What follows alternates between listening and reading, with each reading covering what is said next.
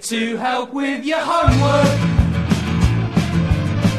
We bought it to help with your homework.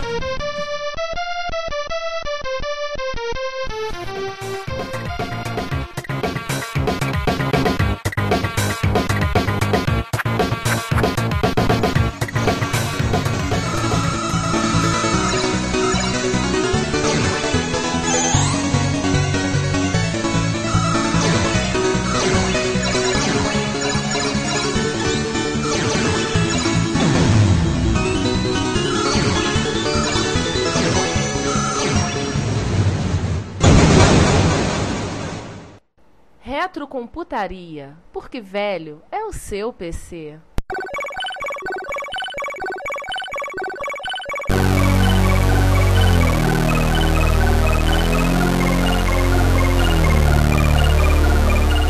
Passagens rápidas, ficando faltando. O Commodore 64 GS, o Commodore 64 Game System, baseado em cartucho, uma versão do Commodore 64 de uma forma de videogame, que foi lançado na Europa em dezembro de 1990. Só lembrando, a Commodore vendeu o Commodore 64 particularmente no leste europeu até meados dos anos 90. Até a falência. Até a falência. E era um 64. Foi considerado um fracasso comercial, saiu com um cartucho com 4 jogos, entre eles o Klax, que talvez seja de todos os jogos o mais conhecidinho, menos desconhecido. Esse International Soccer não é aquele que deu origem ao International Superstar Soccer?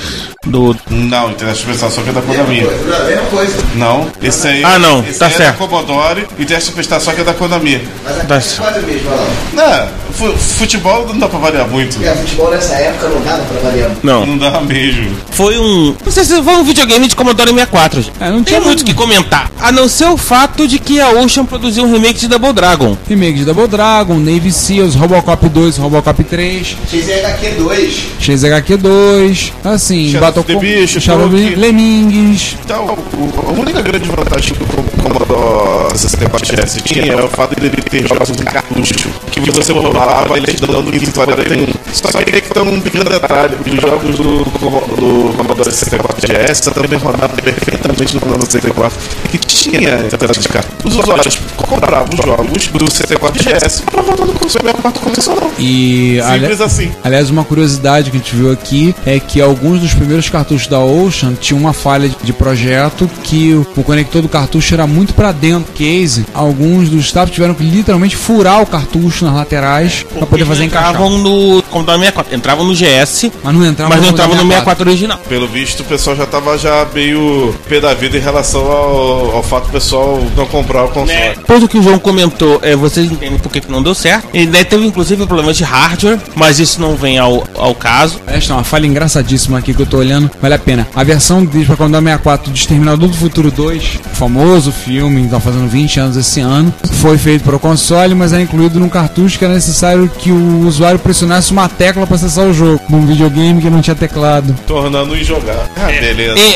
Enfim, passa pro próximo, porque é muita falha. É um só. Amstrad GX4000.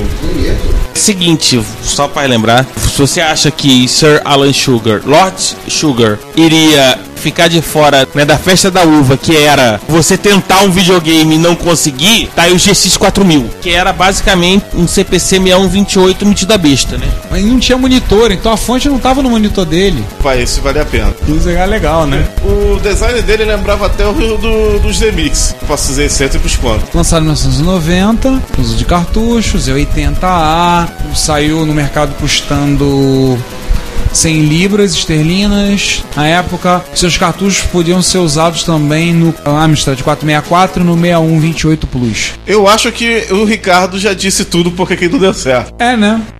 Dá pra entender, né? 160 por 200 até 640 por 200. Bom, 640 por 200 já era basicamente o padrão, né, dos Amstrad. Os Amstrad sempre foram uma coisa bizarra. Se você for lembrar o nosso episódio europeu, episódio 2, você lembra que os Amstrad eram coisas bizarras. Só foram produzidos 25 jogos para ele, basicamente jogos de produtoras inglesas como a West Gold e a Ocean. novamente entrou numa furada, ou entrou numa furada 2 vezes com os 2 consoles.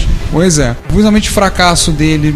Mas tinha Robocop 2 no Neve Seal, gente. O 64GS também tinha. O principal problema dele é que a Amstrad não tinha o poder de marketing que tinha a Sega com o Mega Drive e o Super Nintendo. Muito com isso, muito pouco software foi lançado pra ele. E os cartuchos custavam caros. Enquanto o videogame custava 100 libras, que não era um valor alto, cada cartucho custava 25 libras. Isso era caro. E em cassete o jogo custava 4 libras. E óbvio, como todo videogame que era um computador capado, as pessoas se identificavam com o computador. Ah, e só pra lembrar uma outra coisa, tanto o 64GS quanto o Amstrad GX4000 tinham um probleminha. Quando estavam saindo no mercado consoles com Mega Drive e Super Nintendo, que eram tecnicamente mais avançados. Logo, ambas, a Commodore e a Amstrad, tomaram dos seus respectivos...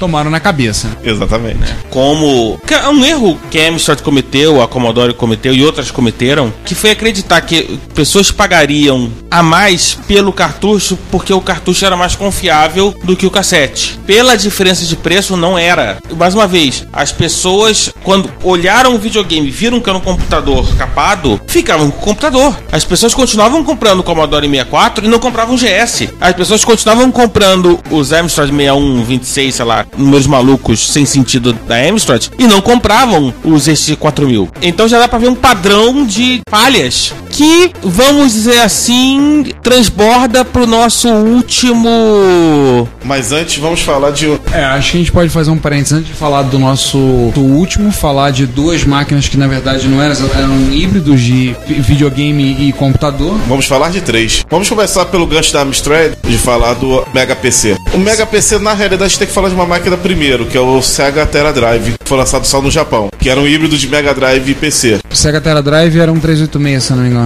Sim, tinha 286 e 386 posteriormente. Pessoal que enjoa o estômago a falar de PC, sinto muito. Então, ambas... Basicamente era um PC que tinha uma placa de Mega Drive dentro, você chaveava ou por software ou por hardware, você tinha um PC e você podia jogar. Exatamente. A máquina da Sega tinha a vantagem que você podia editar com um programa que vinha nela para você usar as capacidades da placa do Mega Drive, para você poder fazer jogos, áudio, entre outras coisas. Lembrei de uma outra máquina de falar, tinha uma máquina da Alamiya que era um MSX2, não, MSX e Mega Drive. Sim, compartilhava no gabinete. Por isso que eu falei 3, porque a gente ia falar dele também. Mas só para não perder a linha de raciocínio, a Amstrad achou isso uma boa ideia e licenciou da Sega esse tipo de PC Mega Drive, e lançou na Europa. É um Amstrad 7000, um processador variado, variação do PC 7386X. É o 386. Basicamente não tinha o feature Terra Drive de ter o programa, era só jogo mesmo, você chaveava e jogava. A máquina era um pouco mais potente, que saiu um pouquinho depois, então é 386, não tinha o modelo 286.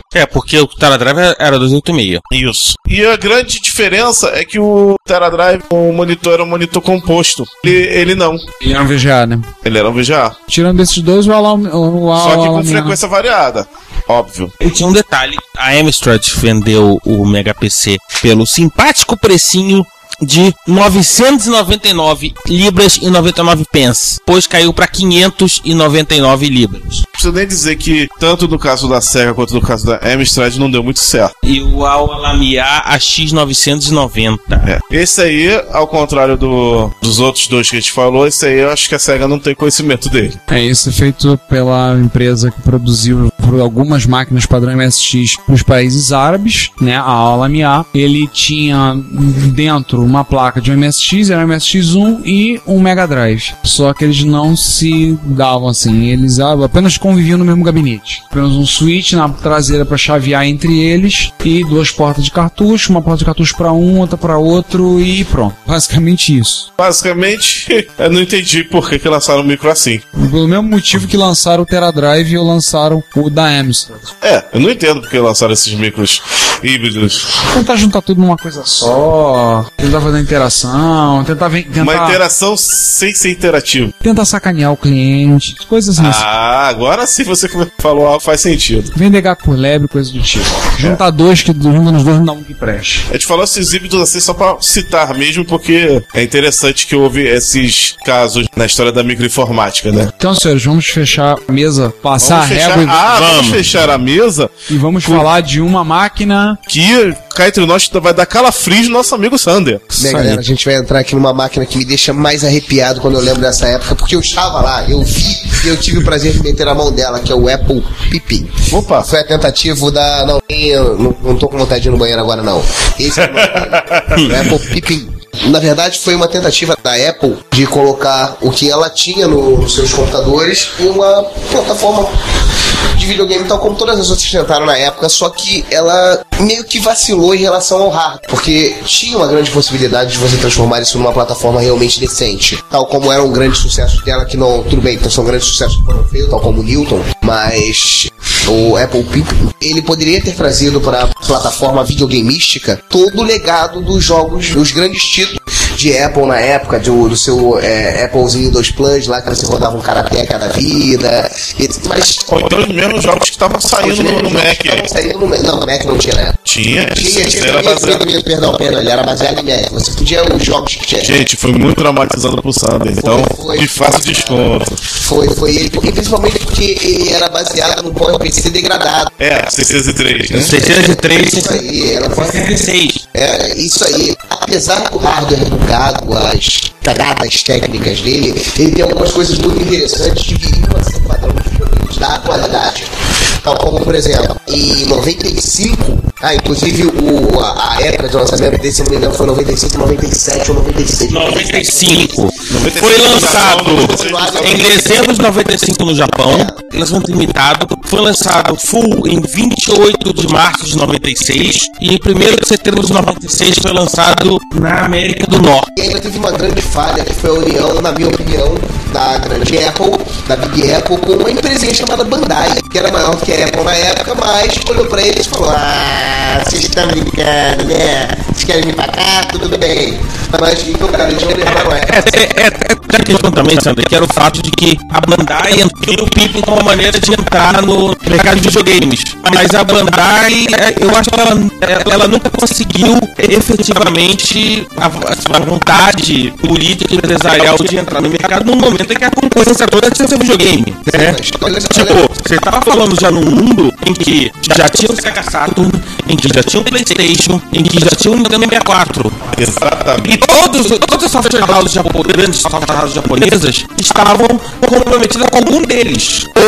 Ou com os três. Ou com algum conjunto, alguma combinação desses. E o Pippin só tinha só tinha jogo da Bandai. Verdade, só tinha jogos da Bandai. Com exceção de um jogo que foi publicado pela Apple, que é o Marathon. O Marathon, que era muito bom, diga-se de passagem, eu joguei muito tempo ele. Talvez o melhor jogo do Pippin, né?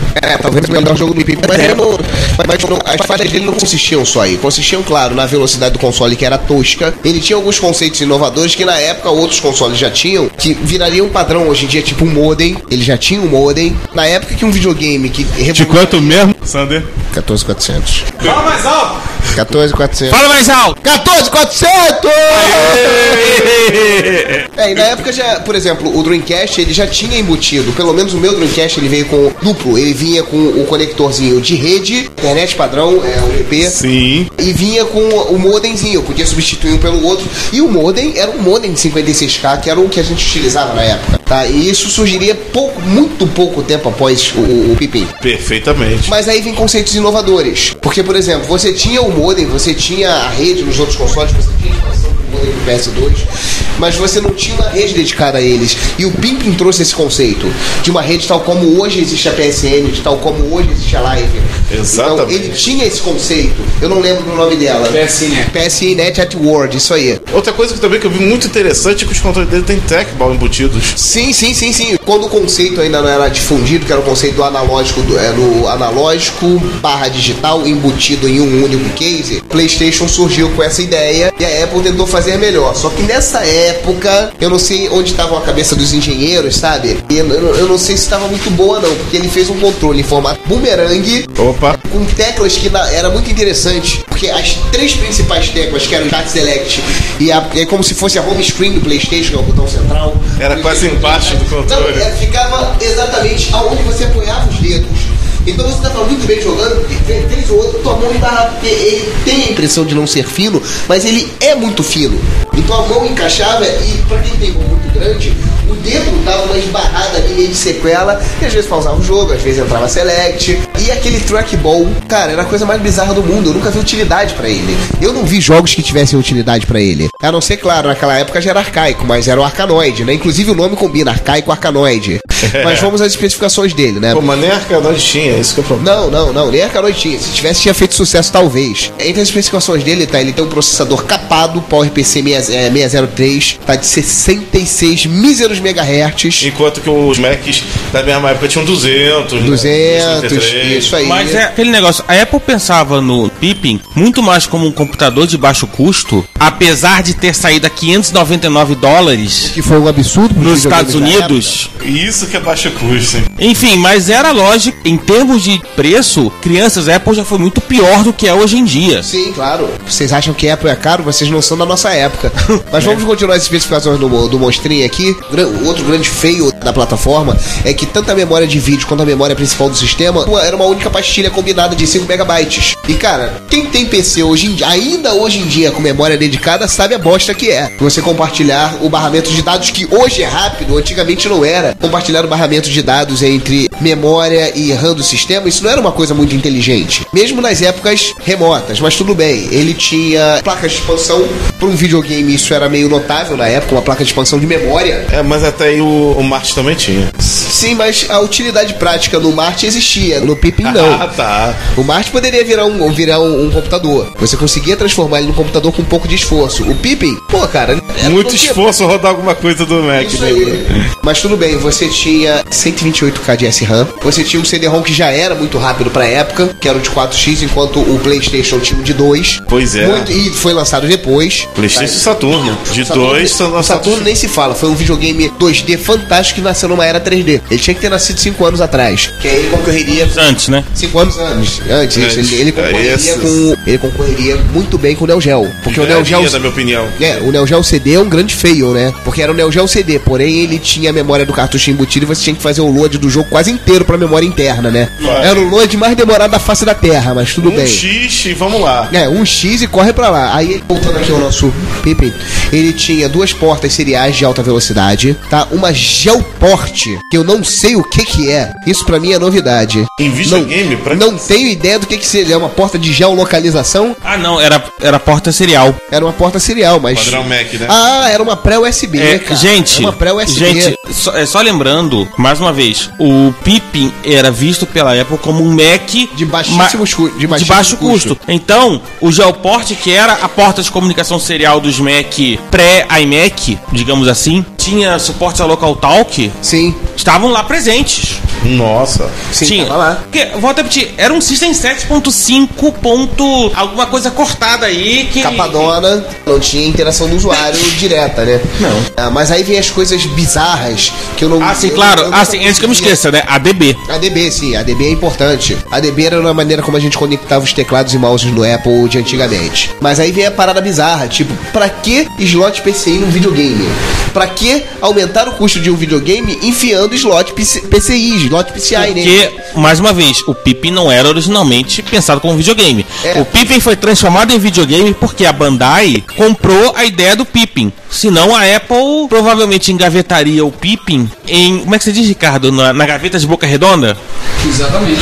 Provavelmente o Pippin, se não fosse a Bandai, o Pippin iria pra gaveta de boca redonda. Gaveta de boca redonda, que popularmente também é conhecido como lixeira. É uma coisa extremamente bizarra as explicações do Pippin, porque não era um videogame, era um computador de baixo custo que recebeu sessões de convencimento de que ele era um videogame, né? Sim, inclusive porque hoje conceitos inovadores. Por exemplo, o bicho tinha entrada de áudio. E pra que entrada de áudio num videogame se ele não tivesse cara de computador, né? Se ele não fosse um computador capado. Mas, por exemplo, hoje no Nintendo DS tem entrada de áudio pra interagir com o jogo. Então esses eram conceitos inovadores que hoje você vê em alguns... eu diria que não eram conceitos inovadores, Sander. Eu diria que eram conceitos de um computador que foram deixados no videogame. Deixa eu tentar dar alguma coisa de bom pra ele, cara. Pelo menos alguma coisa. Mas isso não é uma crítica, isso é uma observação. O Pippen poderia, de repente, ter comprado algumas coisas e a Apple ter lançado um videogame, sim, por exemplo. Mas a questão é que, como não era exatamente um videogame, ele ficou vendido no meio do caminho. Ele não sabia se era um videogame ou se era um computador. Ele ficou realmente em detalhe. Ele era um videogame ruim e um computador pior ainda, né? Era, como eu comentei logo no início do capítulo, todo computador, toda plataforma de videogame, ela é quase todo o seu sucesso, quase todo devido à quantidade de bons softwares que ela possui. E quando eu falo software, eu falo de bons jogos. Era isso que eu ia perguntar pra você. Sander, eu tô vendo aqui no catálogo que tem Ultraman. Pelo menos é igual aquele Ultraman 3DO, PowerEd, bonitão. No way. Não, nada. No way. Nem isso. Nem isso. Você já viu aquele Rampage, um jogo tipo Rampage? Que era do macaquinho que subia no prédio, etc. Agora você pega o Rampage de Nintendinho. Rampage de Nintendinho. Exatamente isso que você tá pensando. Só que bota scroll lateral. E mais cores, né?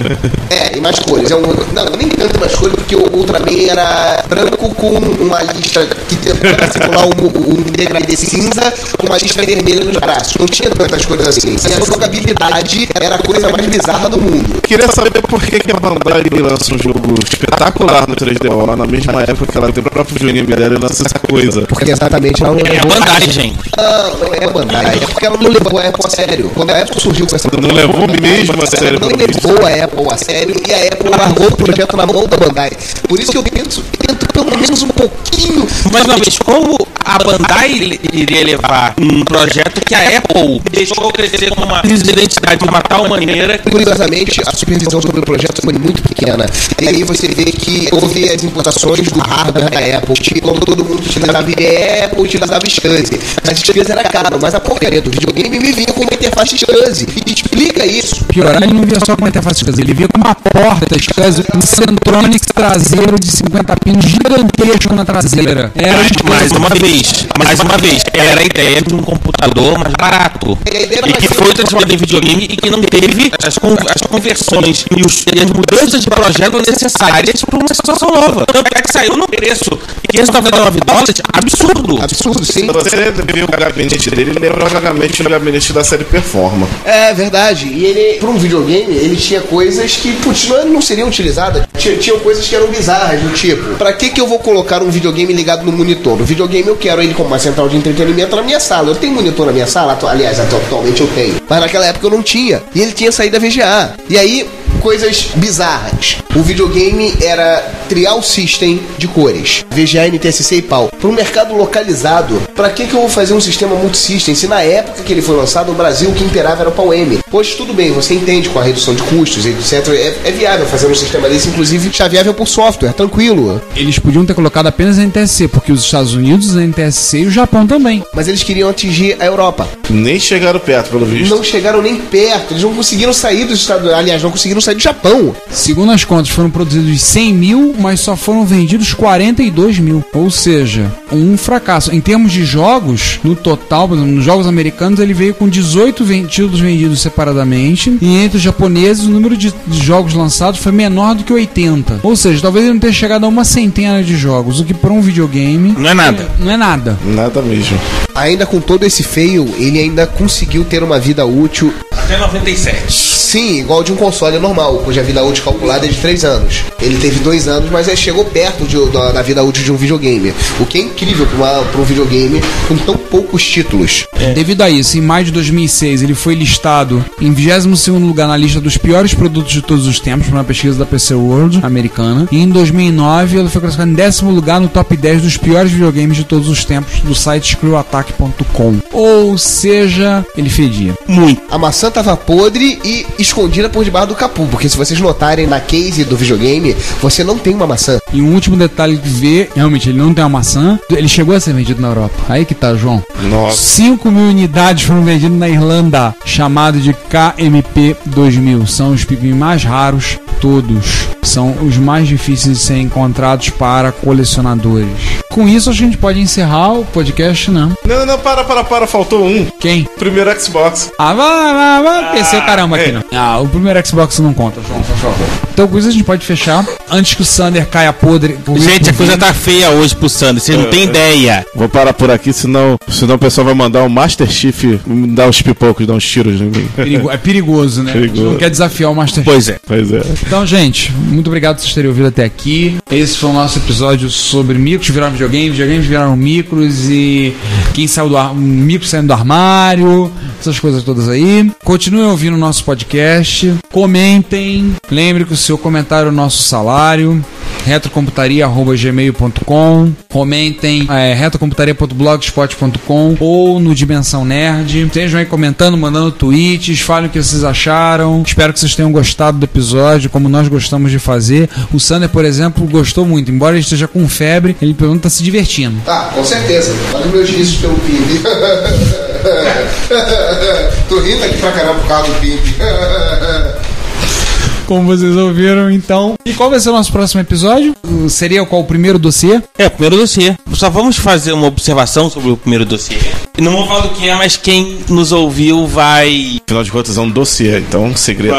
Um dos produtores, né, um dos responsáveis pelo dossiê, participou da premiação da BAFTA. Só lembrando, a BAFTA, ela não é apenas de filmes, ela inclui também games e praticamente tudo que envolva arte. Quem não conhece os prêmios BAFTA, são prêmios dados na Inglaterra. Ele envolve tudo que tem relacionado a artes. Então, TV, cinema, música e também jogos. E um dos responsáveis pelo nosso próximo dossiê, ele participou. A produtora dele participou das premiações BAFTA por um jogo chamado Kinectimals, que foi um dos primeiros jogos a serem lançados com Kinect da Xbox 360. Não ganhou nenhum dos dois prêmios que disputou. Eu vou deixar o nome Kinectimals e quem adivinhar o nome de quem é o responsável citado não vai ganhar nada, infelizmente. Vai ganhar uma menção honrosa no... Vai ganhar uma menção honrosa no próximo episódio. Pode sortear um download gratuito de um emulador de Pimpim. Pois é. Você quer realmente que ninguém mande e-mail pra gente, né? Então é isso, pessoal. Muito obrigado. Ficamos por aqui. Aguardamos os nomes. Aguardamos os nomes e aguardamos também os comentários de vocês. Então é isso. Hora de dizer tchau. Tchau. Gente, aquele abraço e a gente volta no próximo podcast. Até mais, pessoal, e não sonhem com Pippen. Fui. Valeu, galera. Até a próxima. Obrigado pela ouvição das nossas besteiras aqui. E desculpem pelo resfriado, mas como eu falei, eu prometo que eu não vou passar ele por e-mail nem por MP3. Fiquem tranquilos.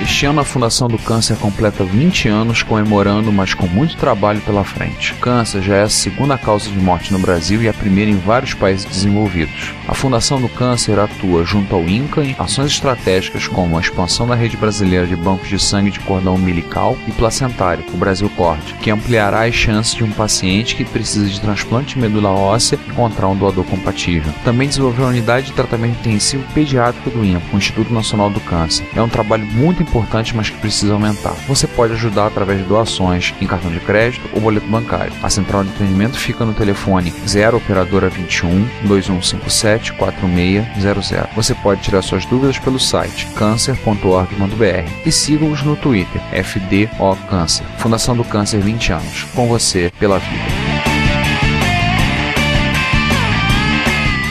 Olá a todos, bem-vindos a mais uma sessão de e-mails aqui do Retrocomputaria, o seu podcast de retrocomputação. E hoje nós vamos falar sobre os e-mails, comentários, tweetadas, sinais de fumaça, críticas construtivas e coisas do tipo a respeito do episódio 13. Eu sou Ricardo Pinheiro. E eu sou César Cardoso. Então nós vamos comentar e ver o que o pessoal falou a respeito do episódio 13, que foi o episódio dos fails. E foi um episódio bem engraçado de gravar, né, César? Foi divertidíssimo. Certamente me diverti mais no alerta de spoiler no nosso próximo. seguindo o alerta de spoiler, mas foi muito engraçado. Até porque a gente acaba descobrindo coisas muito bizarras. Sim, e a gente falou somente de 7 grandes fracassos. Já teve gente que comentou, colocou nos comentários e não lembrou de outros fracassos. Nossa, dá pra fazer quase um segundo episódio, né?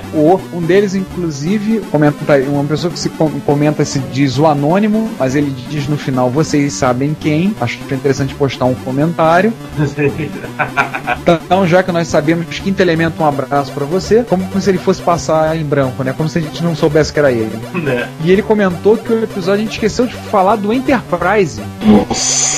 Não é o porta-aviões, não é o ônibus espacial, não é a nave do Capitão Kirk. O Enterprise 64/128, a máquina ultra sofisticada anunciada para o final de 1983, mas que só chegou às lojas em 1985. Aí já não era tão surpreendente assim. Foi um que a gente deixou passar. Se a gente fosse listar todos, a gente realmente vai ter que pisar de segunda. A gente listou alguns até de marcas de umas coisinhas para o pessoal se situar, mas a gente podia ter estendido aí para segundas, terceiras e quartas e quintas divisões. Eu acho que a gente tem margem pra gente fazer um segundo episódio de Fails no futuro. Tem. A gente pode voltar ao assunto relacionando mais alguns Fails, porque não dá pra listar todas as grandes falhas da retrocomputação em um episódio. Nem tem como, né? Chega a ser uma covardia. E aquele negócio, tem feios e feios nessa vida, né? Tem desde aqueles fracassos absolutamente inacreditáveis até aqueles chegam a ser ridículos de tão...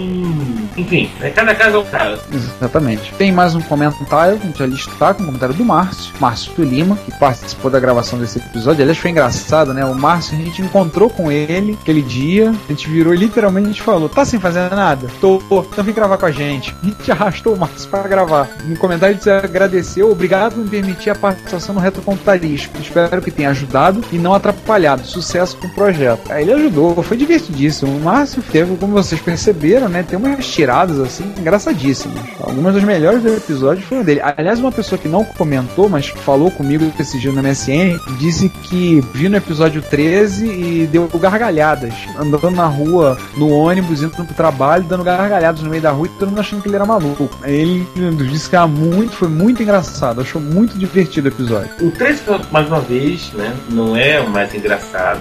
O próximo, spoiler, o próximo vai ser mais, mas o 13 foi extremamente divertido. Foi. E um abraço pro Márcio. Na realidade, a gente precisaria ter aí um episódio exclusivo das histórias do Márcio. Eu falei pra ele, a gente precisa gravar um dia com ele contar os causos dele. Ele contou o caso dele com o caso do Bin Laden? Acho que ele não contou, né? Não. Esse é um daqueles que ele vai ter que contar e terá que ser lavrado em pedra, gravado em CD, colocado em sondas espaciais e enviadas ao longo por todo o sistema solar e pela Via Láctea para que seja gravada na memória e ser passada a futuras gerações. Não seja perdido. Quando o Bin Laden conspirou contra o Márcio. Isso ele vai contar, a gente vai ter que manter o suspense por um tempo. E Jesus ele contou? Nem lembro mais, gente. Não, eu acho que ele não contou, não. Se eu não me engano, ele não contou a história de Jesus. Jesus do R. Enfim, cara, tudo acontece com o Márcio. Tudo, sem exceção, tudo acontece com o Márcio.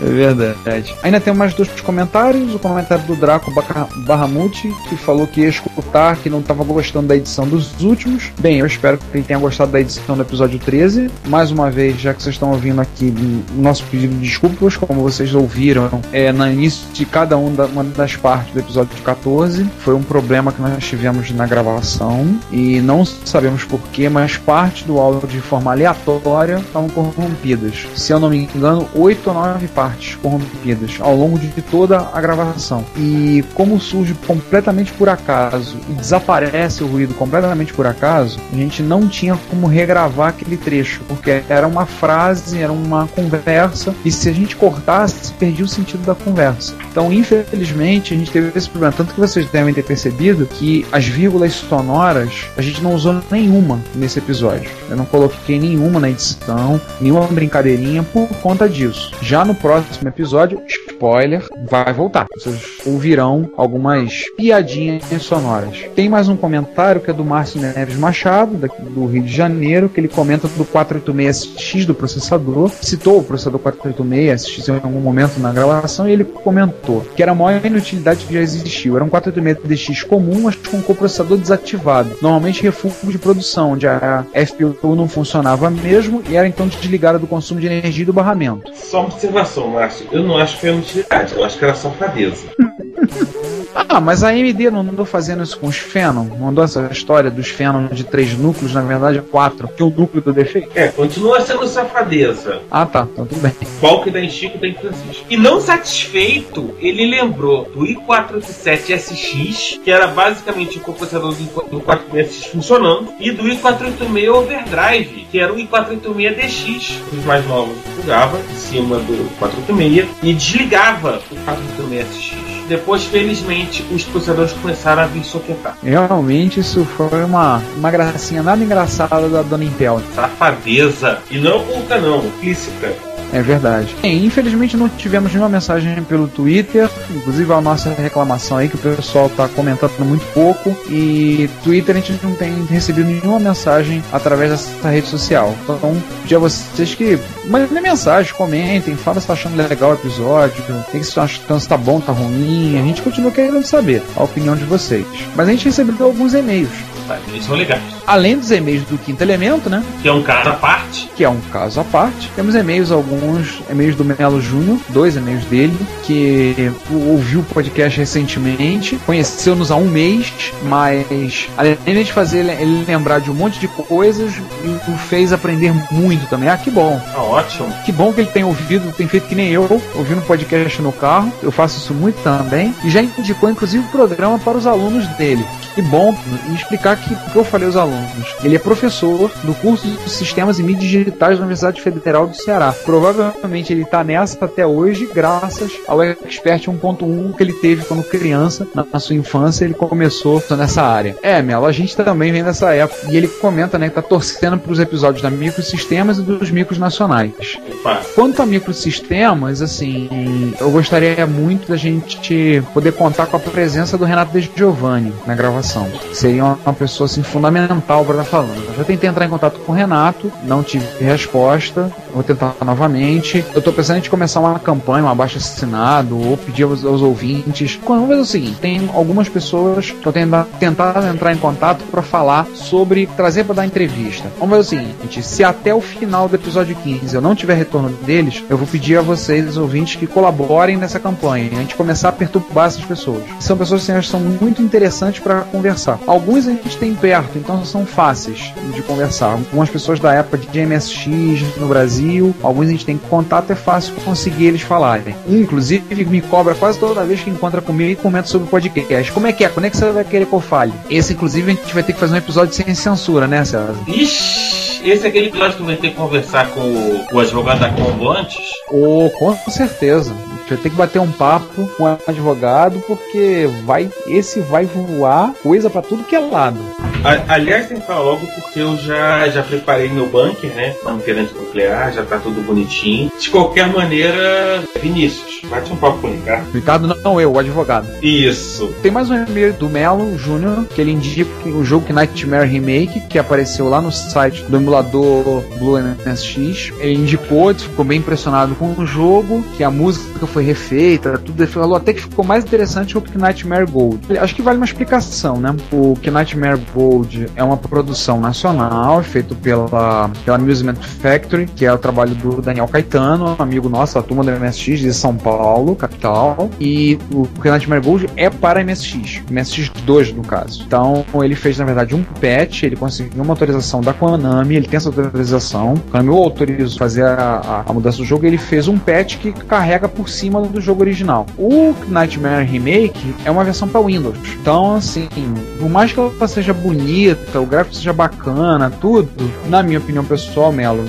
eu prefiro o Nightmare Gold. O Nightmare Gold mantém o uso no micro da época. Ele é para MSX2, não é para PC, não é para rodar em Windows, não, é para MSX2. Mas o site que ele falou, o MSX Blue, é muito bom. Assim, é até complicado comparar com máquinas diferentes, o nível de esforço de cada uma das equipes, tanto do Nightmare Gold como do remake para Windows, são obviamente diferentes. É complicado comparar. Existem vários remakes de jogos de MSX para Windows exatamente igual. Eu já vi Road Fighter, F1 Spirit, Maze of Gallows, esse do Nightmare, que eu confesso que não conhecia. Eu acho que tinha Kings Valley também, a maioria de jogos da Konami. Legal, mas para PC, assim você falou, não tira tanto proveito, a máquina é muito diferente, os recursos são diferentes. Mas o site que ele indicou, o site do emulador Blue MSX, msxblue.com, é um site muito interessante, tem muitas curiosidades e muito software interessante. O pessoal do site tem cópia do material do lendário site de hardware de MSX do Hans Otten. O lendário site de MSX do Hans Otten.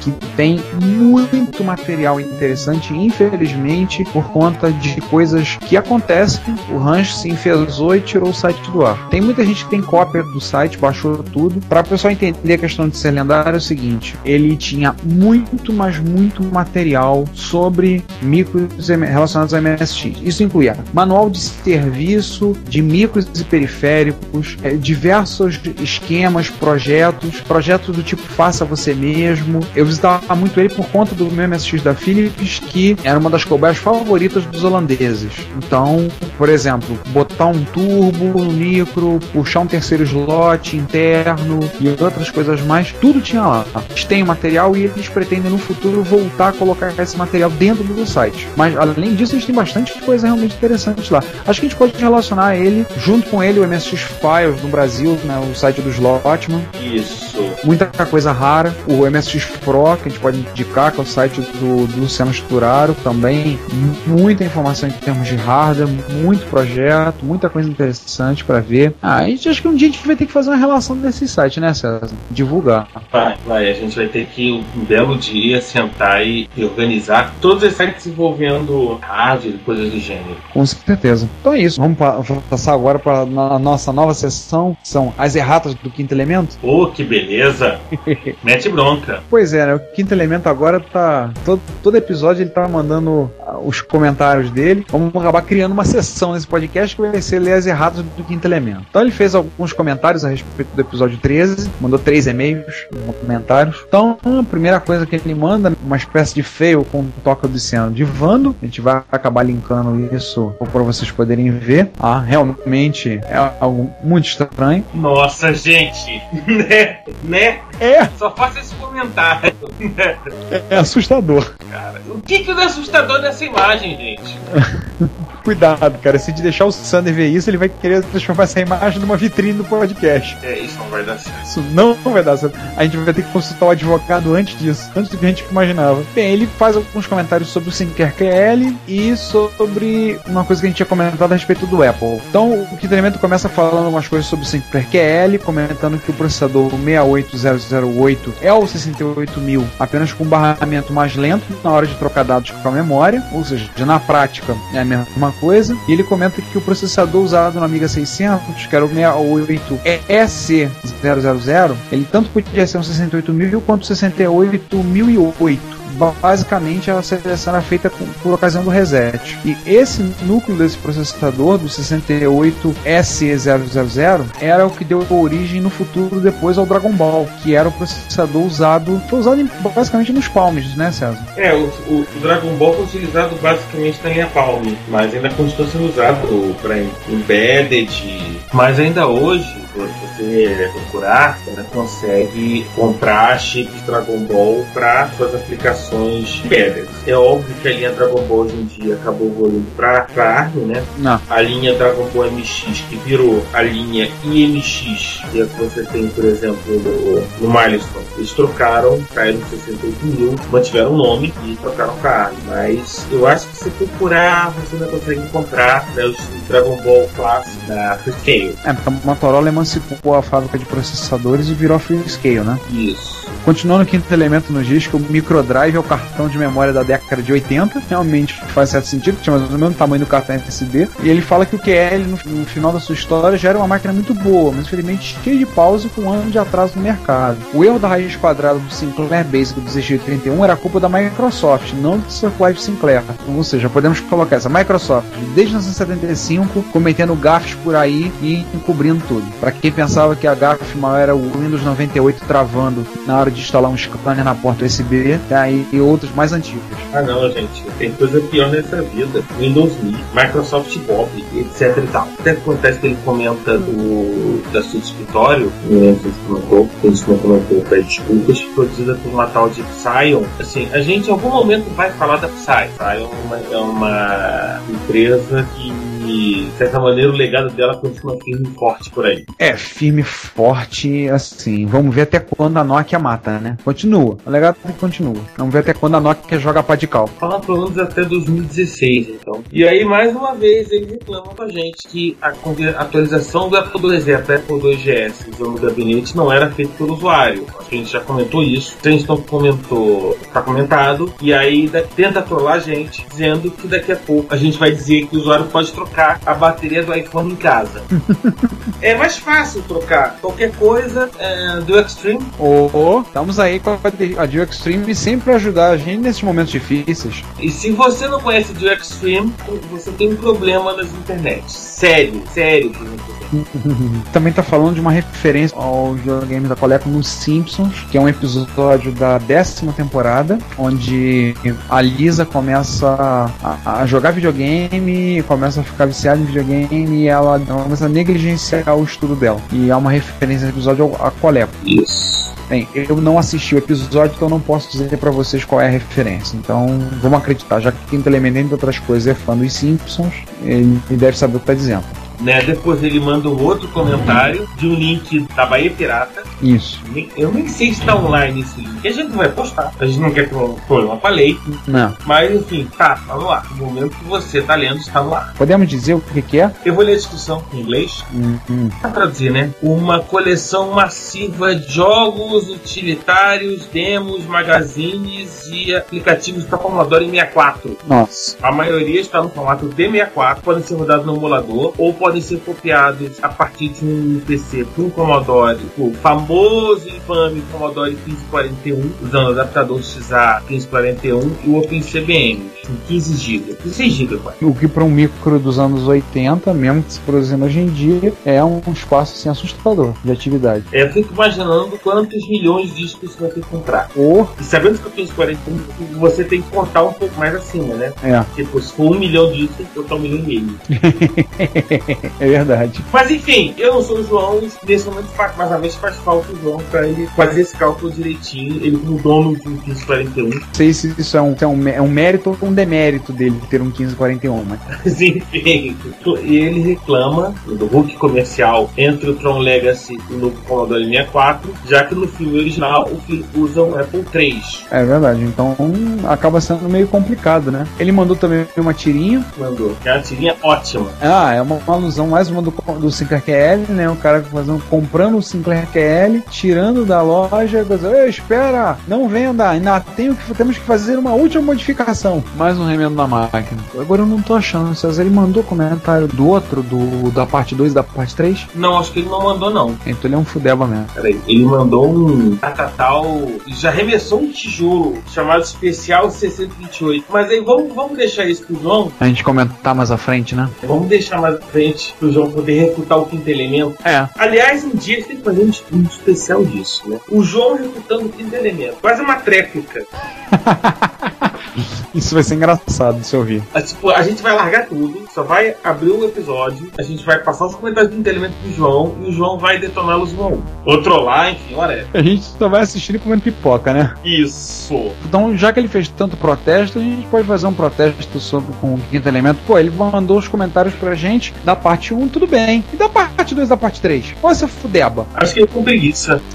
Típico dele. É o quinto elemento, né, gente? Né? Ele sugeriu um podcast, né? Comentou de um podcast sobre Apple II. Você já viu. 1 MHz Podcast. Em abertura em inglês vai: From Toronto, Canada, this is the 1 MHz, the Apple II Podcast. Yes, really? Interessante. Para interessados em língua inglesa, a gente vai estar botando o link do site por aí, já que ele fez o favor de não colocar, e o Fudeba não colocou. Um e-mail que eu tava esquecendo de comentar. O Fernando Boaglio, do filme 23. A gente ouviu ele no episódio 13C, e a gente falou do filme alemão 23. Eu procurei, achei meio difícil de achar. E ele resolveu procurar pelo nome do diretor do filme e achou o filme disponível na internet.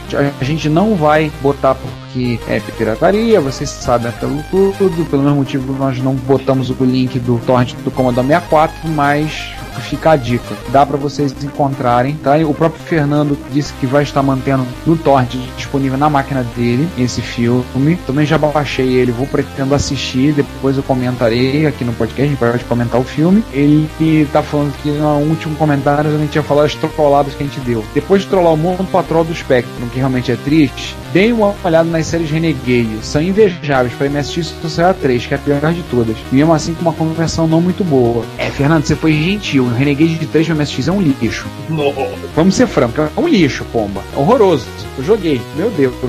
Tem coisas piores, tá? OutRun de MSX1. Nossa senhora! Aqui eu tô com vontade de cortar os pulsos. Pera, eu tive um princípio de infarto. Quase que vocês ouvem um espetáculo de um podcast empacotando ao vivo. Ou quase ao tão ruim que é o OutRun pra MSX1, gente. Pelo amor de Deus. Deve ser por isso que eu gostava do OutRun da MSX2, que realmente era muito ruim. Mas eu tentei jogar aquele OutRun da MSX1, achei tão horroroso que quando eu topei com o OutRun da MSX2, aliás, ele era colorido e dava pra jogar, e eu gostei tanto. Deve ser por isso que eu gostei tanto dele, porque o OutRun da MSX1 é uma coisa assim tenebrosa. Mais uma daquelas muitas conversões de spec, né? Software, jogo que era feito para Spectra, para convertido para MSX, mas não aproveitava praticamente nada dos recursos do micro. Tanto que hoje em dia a gente tem visto alguns grupos de usuários pegaram alguns jogos como Night Lore, Alien 8, o próprio Labadia del Crime, e estão fazendo versões para MSX2, refazendo o jogo e aproveitando a capacidade do micro. Assim como também tem esse caminho contrário, né?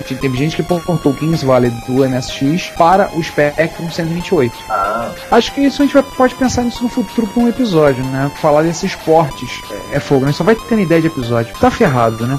Mas tá lascado. Mas tem umas coisas interessantes. A gente pegar jogo tipo do SG-1000, do SC-3000 e portar pra MSX. Jogo de MSX foi portado pra Coleco. Acho que é uma coisa que a gente pode pensar mais pro futuro. Comentar e mostrar. Fazer um episódiozinho sobre esses assuntos. Vamos botar na lista. Vamos. Botar na lista, só resta saber se a gente vai olhar a lista, né? Ixi, gente. A nossa lista de promessas está absolutamente... Bom, eu já perdi o controle das promessas, vou ser honesto. Tem uma quinta elemento que me chamou a atenção para a comparação das propagandas do MacBook Air e ProPods. E o que eu posso dizer? Que a criatividade está muito cara no mercado. Aí o pessoal vai lá e tipo, vamos botar a mão segurando para ficar com aquela impressão de que é pequeno e leve. É curioso, né? Porque o Apple IIc, a propaganda é exatamente idêntica a forma, tudo, com a do MacBook Air, que é uma máquina muito mais recente, mas realmente, a gente estava comentando, aliás,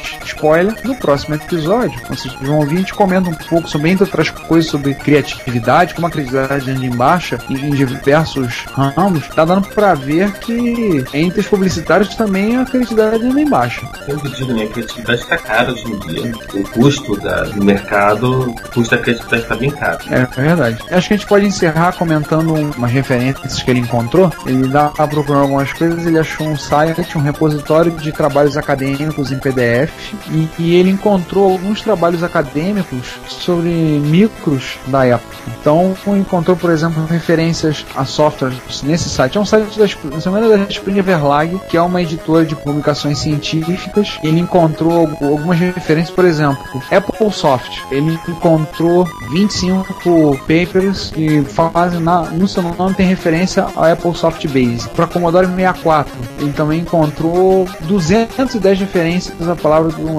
Commodore 64. Isso um material de uma editora cujo foco é trabalhos acadêmicos, a Springer Verlag. Muito curioso isso. Para quem acha que além só tem o Commodore 64, para Commodore Amiga ele tem 65 referências. E aí tem as só lendo pelos artigos e meus prediletos, não li os artigos em si, só os títulos. Mas enfim, como opinião é de graça e ninguém precisa saber do assunto, vamos dar minha opinião. Tem uma aqui chamada Enhancing AppleSoft Using Ampersand Routine, de 88. Dá até vontade de ler, baixar o PDF que o cara tá propondo. Sim. Eu acho bem curioso, mas ele faz a seguinte diferença. Antes que o pessoal se empolgue e vá lá buscar, vou procurar MSX, né? Ele tá dizendo, lembra, MSX é o nome de um parasita que ataca moluscos. Então, é capaz de achar uma penca de referências à sigla MSX e elas não serem do nosso querido micro, o MSX micro japonês. Talvez você precise usar mais de uma palavra para procurar.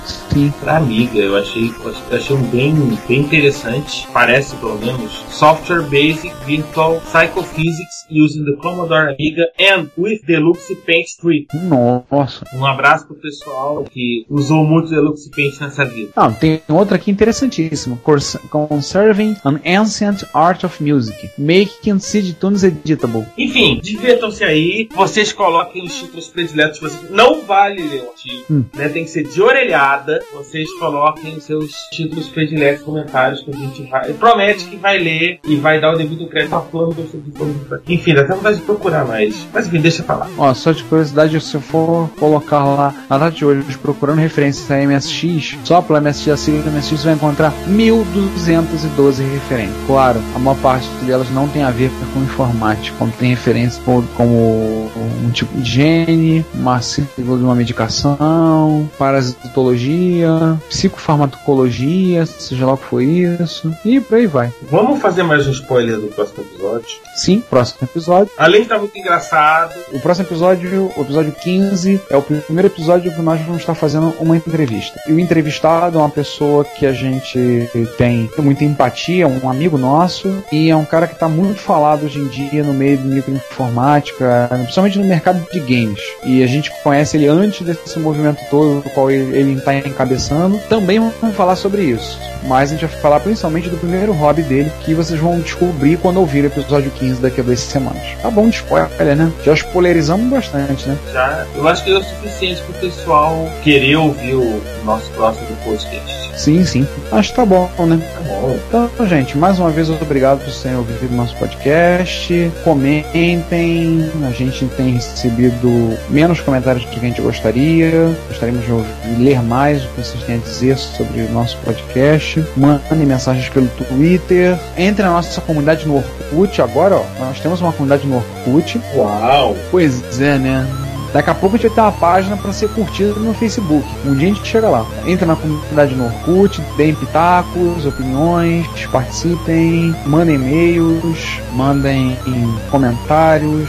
Agradecemos as suas opiniões, pedimos desculpas mais uma vez pelos ruídos do episódio 14. Esperamos que nos próximos não tenhamos mais essa surpresa desagradável. E acho que é isso. Eu, mais uma vez, posso o recado, pedir desculpas. A gente sabe que muito abaixo do nível que a gente gostaria e do nível que vocês merecem. Tem que regravar tudo porque os momentos são absolutamente aleatórios. Ia ser impraticável, não ia ser nunca. Mas, enfim, eu espero que esses momentos não tenham dificultado, aliás, a compreensão do episódio. Assim espero. E pro 15 tá bem melhor. Com certeza. E, enfim, aquele abraço e semana que vem tem um Retro Hits. Daqui a 2 semanas a gente começa a Retrocomputaria 15A. E esperamos que vocês se divirtam tanto quanto a gente se divertiu gravando. Certamente. Quer dizer, vai ser difícil, né? Vai ser difícil. Tem que se divertir bem demais. É verdade. Então é isso, pô. Até mais.